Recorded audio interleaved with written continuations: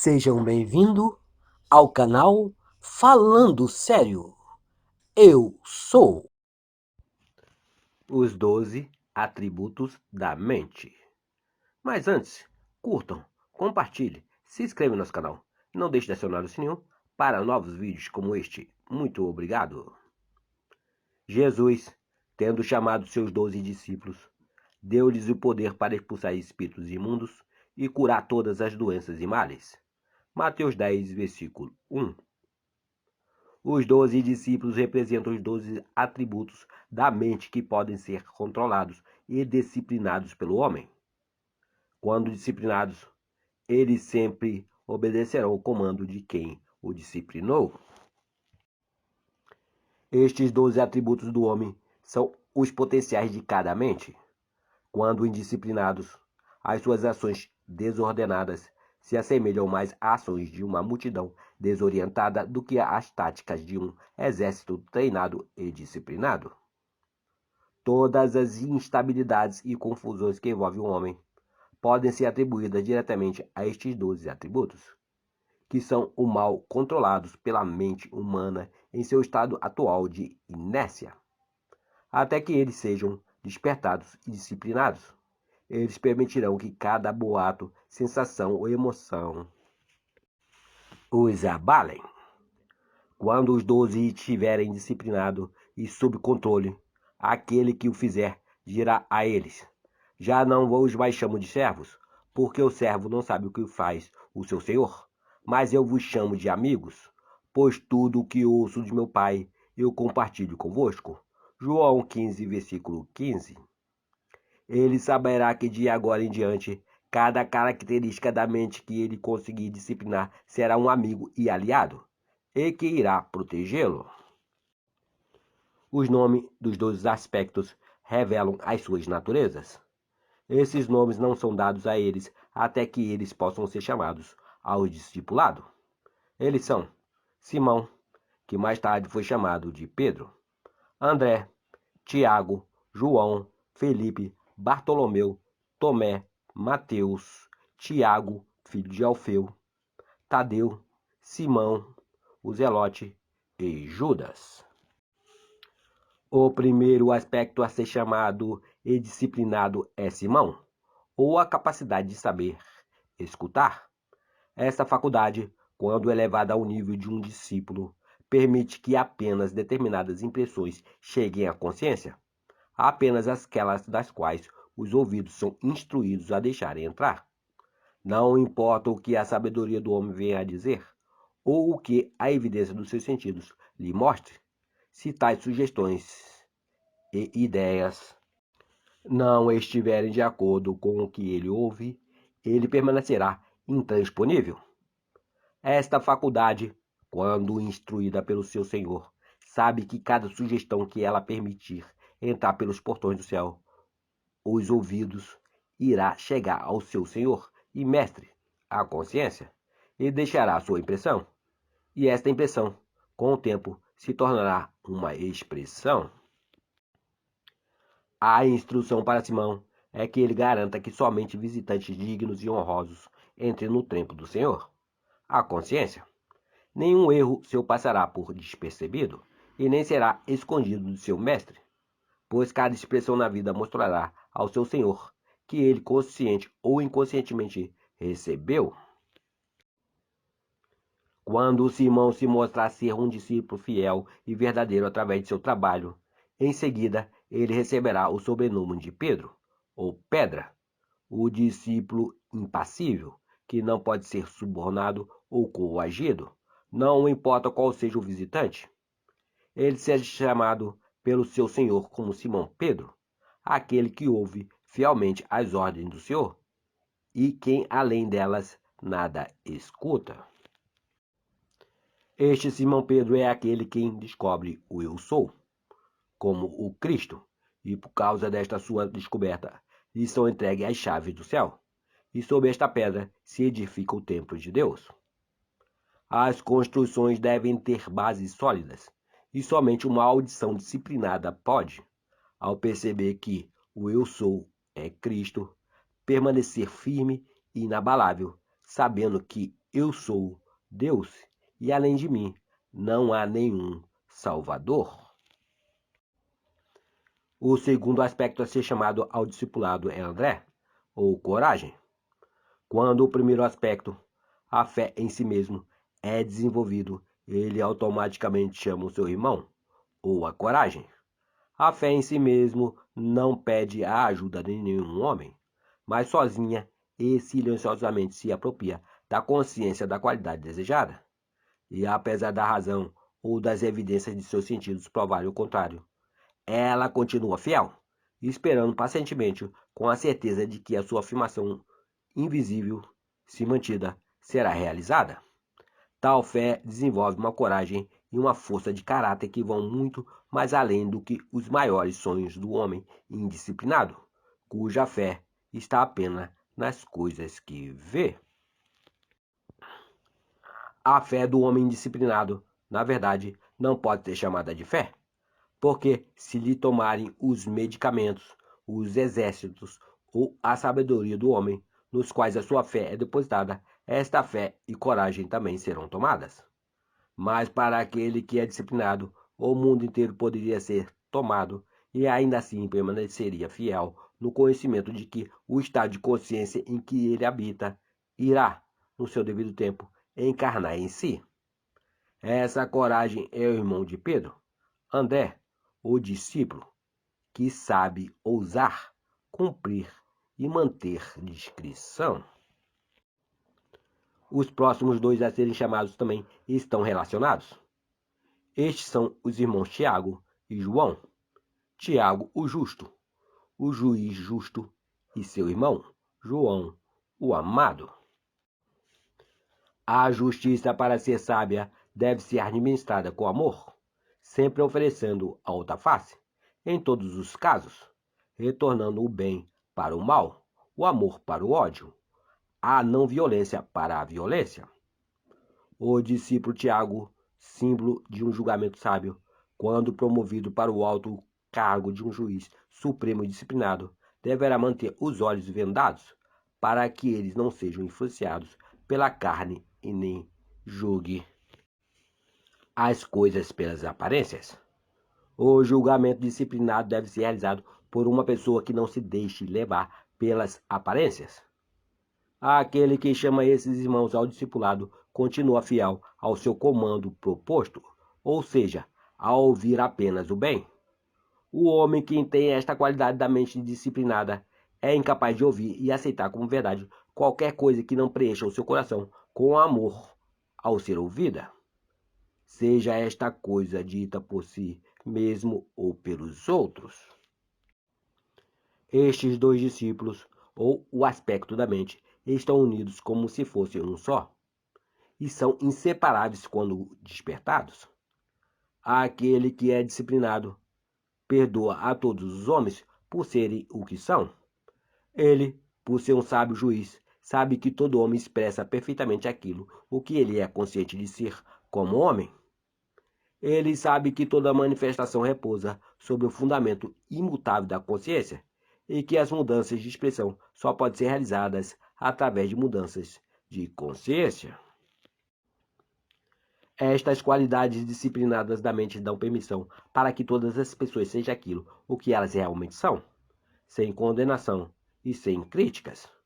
No entanto, embora permitam esta perfeita liberdade de escolha para todos, estas qualidades, no entanto, estão sempre à espreita, cuidando para que tudo o que elas mesmas fazem e profetizam, tanto para si quanto para os outros, apenas glorifiquem e dignifiquem e deem alegria para quem os profere quando expressas. O quinto elemento chamado ao discipulado é Filipe. Este pediu para ver o Pai. O homem despertado sabe que o Pai é o estado de consciência no qual o homem habita e que esse estado, o Pai, só pode ser visto quando é expressado.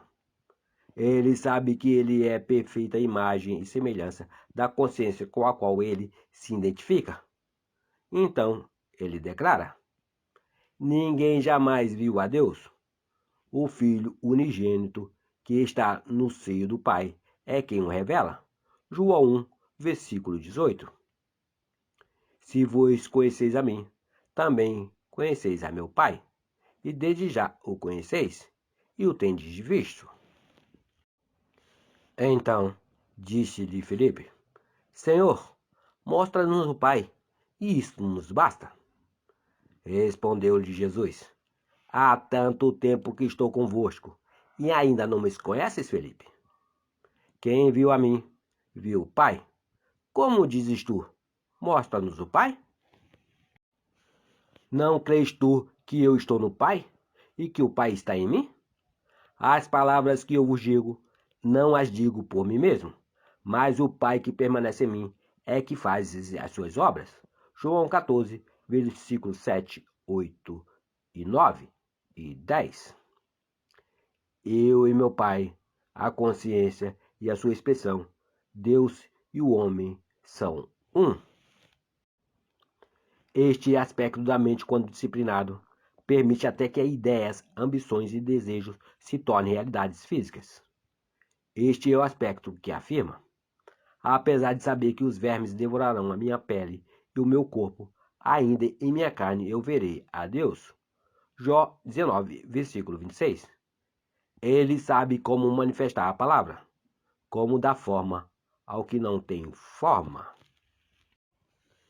O sexto discípulo se chama Bartolomeu. Este aspecto é a faculdade da imaginação, cuja qualidade da mente, uma vez acordada, destaca o indivíduo da multidão. Uma imaginação desperta coloca aquele que a despertou muito acima do homem médio, dando-lhe a aparência de um farol, uma luz e um mundo de escuridão. Nenhuma outra qualidade separa tanto o homem do homem quanto a imaginação disciplinada. Esta é a separação do joio e do trigo. Aquele que mais contribui para a sociedade, em sua maioria, são os nossos artistas, cientistas, inventores e todas as pessoas que possuem uma vívida imaginação.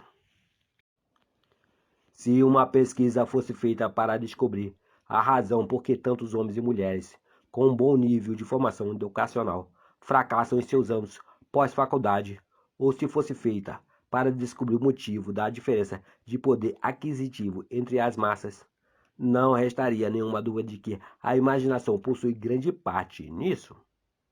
Tal pesquisa mostraria que a imaginação é o que faz alguém ser um líder, enquanto a falta dela é o que o torna alguém um seguidor. Ao invés de desenvolver a imaginação das pessoas, nosso sistema educacional muitas vezes a sufoca ao tentar colocar na mente das pessoas a sabedoria que a ela convém.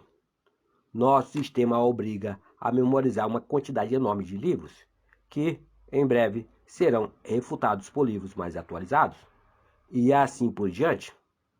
A educação não é dada ao se tentar colocar sabedoria dentro do homem. Seu propósito, na verdade, é extrair e revelar a sabedoria que está latente dentro dele. Você, ouvinte, convoque a Bartolomeu para o discipulado, pois apenas quando essa qualidade se juntar ao discipulado você terá a capacidade de receber ideias que irão te revelar, além das limitações do homem comum. O sétimo é chamado de Tomé. Esta qualidade, quando disciplinada, duvida ou nega a todos os rumores e sugestões que não estejam em harmonia com o que Simão Pedro tenha sido ordenado deixar entrar. O homem que é consciente de ser saudável, não por sua saúde hereditária, suas dietas ou do crime em que vive, mas por conhecer e por ter despertado o estado de consciência em que habita. Não importa quais sejam as condições em que o mundo se encontra, ele continuará a expressar a saúde. Ele poderá ouvir através da imprensa, do rádio e dos sábios do mundo que uma praga está varrendo a terra, e ainda assim ele permanecerá inabalável e indiferente. Tomé, o cético, quando disciplinado, negará a doença ou qualquer outra coisa que não esteja em harmonia com a consciência a qual ele pertence, para que nada tenha o poder de afetá-la. A qualidade do questionamento, quando disciplinada, protege o homem de receber as impressões que não estejam em harmonia com a sua natureza. Ele adota uma atitude de tal indiferença em relação a todas as sugestões que são estranhas ao que ele deseja expressar. O questionamento disciplinado não é uma luta ou um esforço, mas sim uma total indiferença. Mateus, o oitavo, é o dom de Deus. Esta qualidade da mente revela os desejos do homem como eles fossem presentes de Deus. O homem que chama este discípulo para si sabe que todos os desejos do seu coração são um presente do céu e que eles contêm em si o plano e o poder de sua autoexpressão. Este homem nunca questiona a forma de sua manifestação. Ele sabe que o plano de expressão nunca é revelado ao homem, pois os caminhos de Deus só se revelam ao se passar por eles. Ele aceita totalmente os seus desejos como se fossem presentes já recebidos e segue o seu caminho em paz, na certeza de que eles vão acontecer. O nono discípulo é Tiago, filho de Alfeu. Ele é a capacidade de discernimento, uma mente clara e ordenada e a voz que chama este discípulo para si. Esta faculdade percebe aquilo que não é revelado aos olhos do homem. Este discípulo não julga pelas aparências, pois ele tem a capacidade de perceber a fonte das causas, e sendo assim, ele nunca é enganado pelas aparências. A clarividência é a faculdade que é despertada quando esta qualidade é desenvolvida e disciplinada. Não há clarividência de cerimônias e rituais mediúnicos, mas a verdadeira clarividência, a clareza de ver todos os aspectos de uma situação. Ou seja, este aspecto da mente tem a capacidade de interpretar aquilo que é visto. Discernimento ou capacidade de diagnosticar é a qualidade de Tiago, filho de Alfeu. Tadeu, o décimo, é o discípulo da gratidão, uma qualidade da qual o homem disciplinado lamentavelmente não possui. Quando esta qualidade de louvor e ação de graça é despertada dentro do homem, ele sempre carrega as palavras "Obrigado, Pai" em seus lábios. Ele sabe que o seu agradecimento pelas coisas não vistas lhe abre as comportas do céu, que lhes dão presentes que vão além da sua capacidade de receber e são derramadas sobre ele. O homem que não é grato pelas coisas que recebe não se torna um bom candidato a receber muitos presentes de uma mesma fonte. Até que esta qualidade da mente seja disciplinada, o homem não verá a flor do deserto como uma rosa. Gratidão e reconhecimento são para os dons invisíveis de Deus, os seus desejos. Aquilo que a chuva e o sol são para as sementes invisíveis no seio da terra. O 11º aspecto a ser convidado é Simão de Canaã. Uma boa ordem para este discípulo é: escutai as boas novas. Simão de Canaã, o Simão da terra do leite e do mel, quando chamado ao discipulado, é a prova de quem chama esta faculdade para si, tornou-se consciente da vida abundante. Ele pode falar com o salmista Davi: preparas uma mesa perante mim na presença dos seus inimigos. Unges a minha cabeça com azeite, e meu cálice faz transbordar.